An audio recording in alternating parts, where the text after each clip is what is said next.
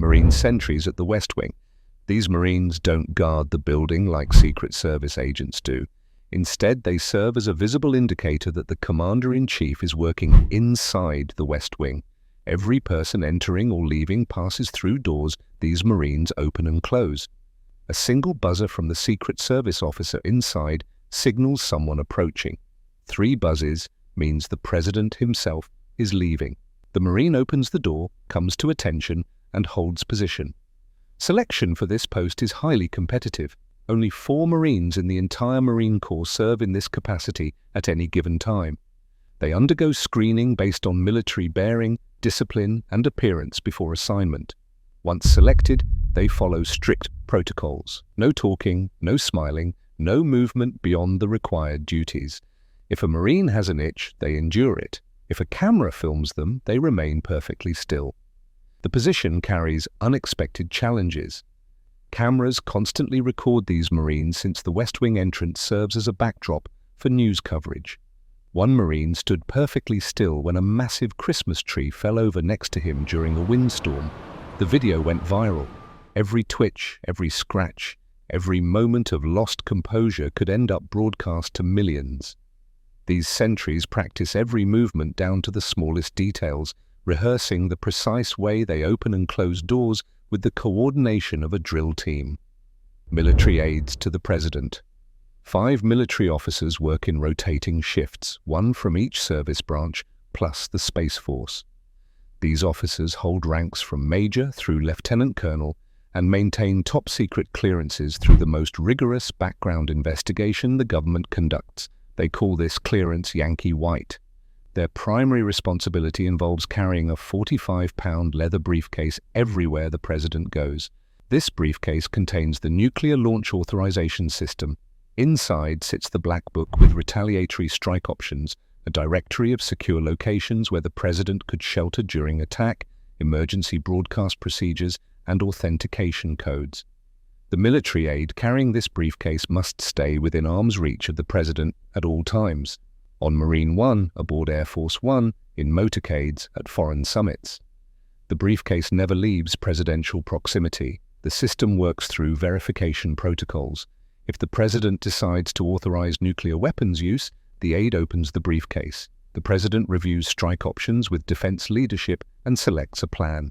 Then comes authentication. The President carries a small card called the Biscuit with daily codes. A deputy director at the National Military Command Center challenges the President with 2 phonetic letters. The President reads the matching response from the Biscuit. Confirmation proves identity and enables the order to proceed through the chain of command. 3 nuclear footballs exist. 1 travels with the President, 1 with the Vice President, and 1 stays secured at Strategic Command Headquarters in Nebraska. During presidential transitions, both footballs remain active until noon on Inauguration Day. At that moment, the outgoing President's codes deactivate and the incoming President's codes activate. The aide carrying the old football returns to Washington while the new President receives the active briefcase. Beyond nuclear responsibilities, military aides handle ceremonial duties at presidential events, coordinate with other military units, and serve as liaisons between the White House and Department of Defense. Their work schedule remains classified for security reasons, but they rotate to ensure 24-hour coverage. When the President attends state dinners or receives foreign dignitaries, a military aide stands nearby in dress uniform. When the President travels domestically or internationally, an aide accompanies the motorcade with the football. The position demands absolute reliability and discretion. White House Communications Agency.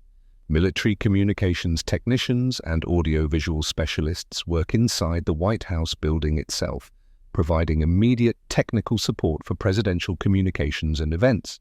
These service members from all branches set up secure phone lines, manage video conferencing systems, and operate broadcast equipment when the President addresses the nation from the White House. When the President gives an address from the Oval Office or East Room, agency technicians position cameras, adjust lighting, and manage sound systems. They ensure broadcast feeds reach networks without technical failure. Every presidential statement, every press conference, every formal address requires their technical expertise. These specialists work behind the scenes, often in cramped spaces with equipment, ensuring the president's message reaches its intended audience clearly. The technicians also maintain secure communications infrastructure within the White House complex. They manage encrypted phone systems that allow the president to communicate with military commanders, cabinet members, and foreign leaders. When technical issues arise, these specialists respond immediately. A failed connection during a crisis call is unacceptable. The work demands technical mastery and calm under pressure. Presidential Emergency Operations Center staff, Joint Service military officers, and non-commissioned officers staff the underground bunker beneath the East Wing round the clock. This hardened facility serves as the secure shelter and communications center for the president during emergencies. The PEOC staff works in rotating shifts, maintaining continuous coverage every hour of every day. These military personnel monitor potential threats and maintain the bunker's readiness for immediate presidential occupancy. During security breaches, airspace violations, or national emergencies, they coordinate the rapid evacuation of the president and key officials to the secure facility. The bunker contains modern communications equipment, including secure phones and video systems that allow the president to maintain command and control from the protected location. Staff members undergo extensive background investigations and security clearances before assignment. They must demonstrate technical expertise with communication systems and emergency protocols. The position requires the ability to remain alert during long shifts in the underground facility. When crises occur, these service members ensure the president has immediate access to secure communications with military commanders, cabinet officials, and foreign leaders. The PEOC represents a critical component of continuity of government operations. The military personnel assigned here maintain the facility's operational readiness, conduct regular equipment tests, and rehearse emergency procedures. During the September 11th attacks, PEOC staff coordinated the evacuation of Vice President Dick Cheney and other officials to the secure bunker. The facility must remain ready for immediate activation at any moment. White House Medical Unit, military doctors, nurses, physician assistants, and medics provide comprehensive medical care for the president, first family, White House staff, and official visitors. This joint service unit operates from a clinic inside the White House and maintains capabilities far beyond typical primary care. The unit director, typically a military physician holding the rank of colonel or Navy captain, serves as the president's personal doctor. The medical team maintains readiness for any emergency. They stock advanced life support equipment, maintain blood supplies matched to the president's type, and coordinate with nearby hospitals for potential evacuations. When the president experiences any medical issue, military doctors respond within seconds. During the Reagan administration, White House medical personnel saved the president's life after the 1981 assassination attempt through immediate response and coordination with emergency services. Medical support extends beyond routine care. The unit develops detailed contingency plans for every presidential trip. They identify hospitals and trauma centers along travel routes, ensuring the president is never more than 20 minutes from Level 1 trauma care. When this isn't possible, military helicopters stay on immediate standby to evacuate the president to appropriate facilities. These plans account for every scenario from heart attacks to traumatic injuries to chemical or biological attacks. The unit director holds unique constitutional responsibility.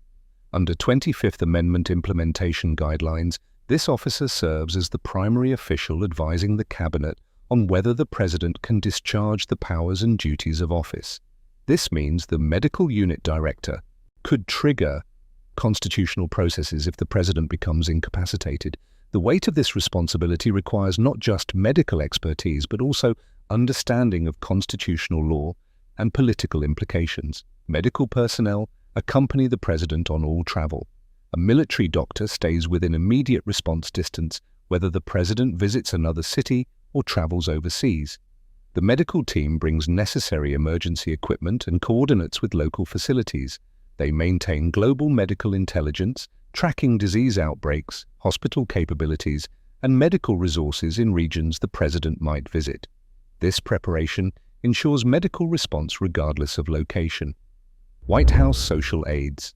80 military officers from all service branches serve as White House social aides, attending to visiting dignitaries and facilitating interactions at White House events. These officers hold ranks from First Lieutenant or Lieutenant Junior grade up to Major or Lieutenant Commander. They perform purely social duties, managing guests at White House functions and ensuring events run smoothly. Social aides were first appointed in 1902 during Theodore Roosevelt's presidency. The program remained male-only until 1969 when Richard Nixon approved female social aides. Today, officers from the Army, Navy, Air Force, Marine Corps, Coast Guard and National Guard serve in this capacity. They report to the White House Social Secretary, who coordinates all White House hospitality functions. During White House events, social aides manage guest flow, facilitate introductions, and ensure visitors have positive experiences. They direct traffic at receiving lines, initiate conversation with guests who might feel uncomfortable, and provide assistance throughout events. When the President receives visitors, 3 social aides coordinate the interaction. The whispering aide whispers the visitor's name to the President. The introducing aide presents the visitor. The pulling-off aide encourages the visitor to move along once the President signals the interaction has concluded. Social aides identify and resolve social miscues that might otherwise cause diplomatic incidents. During one visit by King Hussein of Jordan, a reporter attempted to cut in on the king while he danced with Nancy Reagan. A social aide intervened, preventing an awkward situation.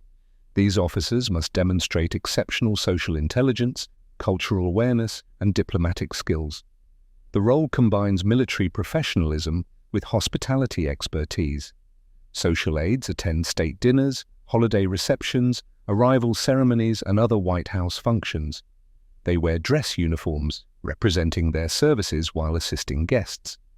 The position offers unique access to White House operations and interactions with world leaders, though the work happens behind the scenes rather than in the spotlight.